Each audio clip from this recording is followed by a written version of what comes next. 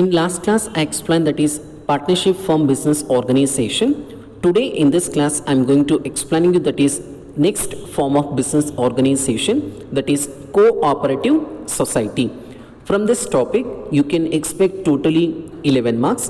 1 marks question is 1, 2 marks question is 1, and 8 marks question is 1. Totally 11 marks, and also it is a very important topic for the examination point of view. Let us learn more about the cooperative society. The word cooperative means working together and with the others for a common purpose. That means before understanding of formal meaning of cooperative society, we have to know that what is the meaning of cooperative and what is the meaning of society. Here, cooperative means a good understanding or a working together, and society means a group of person. That means a group of person working together for some purpose is called cooperative society in general meaning. Coming to that, for a best example, they have that student cooperative society. If you want to form student cooperative society, the students should take a membership by paying some fees. Here the fees is 10 rupees. After that, the student will going to become a member of student cooperative society. All the students, they are going to join together or working together some purpose or common purpose. What is a common purpose? That means welfare of the students. It is a common purpose of student cooperative society. And also each and every cooperative society, they are going to forming cooperative society because for common purpose or welfare of the society. It is the best example for cooperative society. Let us understand meaning of cooperative society.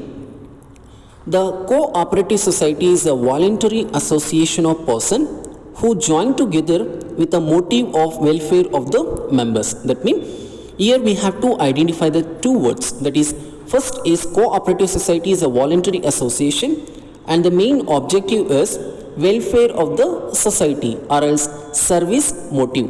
Voluntary association. What is called voluntary association? That means if you want to form the cooperative society or if you want to start cooperative society, the society will not giving invitation to the public to join to the cooperative society. By with own interest, the public will going to joining or they will going to taking the membership in the cooperative society. That means the cooperative society will not force to any public to join for the cooperative society is called voluntary association. And also this group of person, they are working together for a welfare of the society. That means the main aim or main objective of the society is welfare of the members and or else the service motive. It is called cooperative society. Let us learn more about that cooperative society. The cooperative society is a compulsory required to be registered under the Cooperative Societies Act 1912. That means you have learned the partnership form. That partnership form is a registration is optional. You can take registration or else. It is your option. But if you want to form the cooperative society, the registration is compulsory. According to the law, the registration is compulsory for the cooperative society. The registration process will going to take or you have to follow the rules and regulation prescribed in according to the Indian Cooperative Societies Act 1912. And also the cooperative society, it can easily start. That means the process is very simple. And also the winding up also it is a difficult.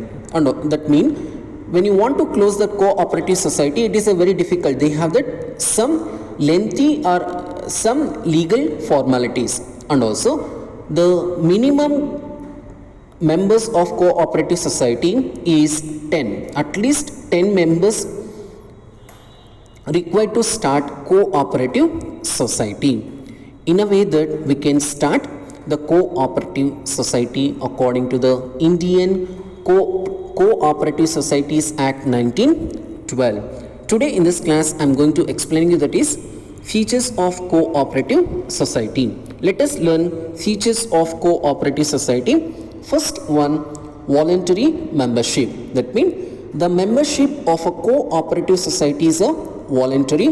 A person is free to join a cooperative society and can also leave any time as per his desire. That means the public or the person can willing to join with their own interest to the society, and also this cooperative society they'll not make any discrimination, even if that gender discrimination or a caste discrimination or a race discrimination, they'll not do that any discrimination for joining of for the cooperative society. Anyone can join to that cooperative society, and also the person can leave at any time. There is no restriction to leaving of this cooperative society. The person can join at any time, they can leave at any time, and also there is cannot be any completion for in join to or a quit society. There is no rules, particular rules to join and to leave the society. It is called voluntary membership. Voluntary means by the person interest they can join and they can leave. It is called voluntary membership. Second feature is legal status. That means the registration of cooperative society is compulsory. This accords a separate identifying or identity to the society which is distinct from its members. That means the sole proprietorship, the registration is not compulsory. The partnership form, the registration is optional, but the cooperative society registration is compulsory. If you did that registration is compulsory, your liability status will be limited, and also the registration is compulsory. That means this business will be separated from the members and the business. Understood?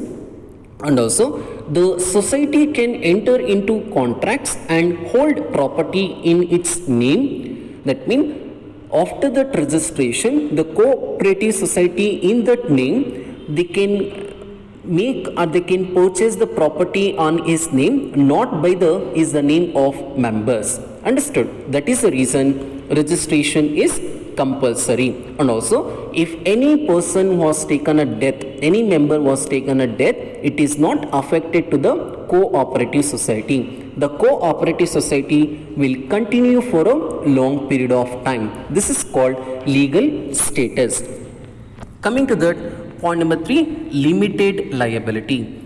The liability of the members of cooperative society is limited to the extent of the amount contributed them as capital. That means the members having that limited liability. Suppose the A person invested 10 rupees, they are responsible only up to that what they have invested, that is 10 rupees only. Here the members having that only the limited liability, but in partnership firm the partners having that unlimited liability. But in cooperative society the registration is compulsory.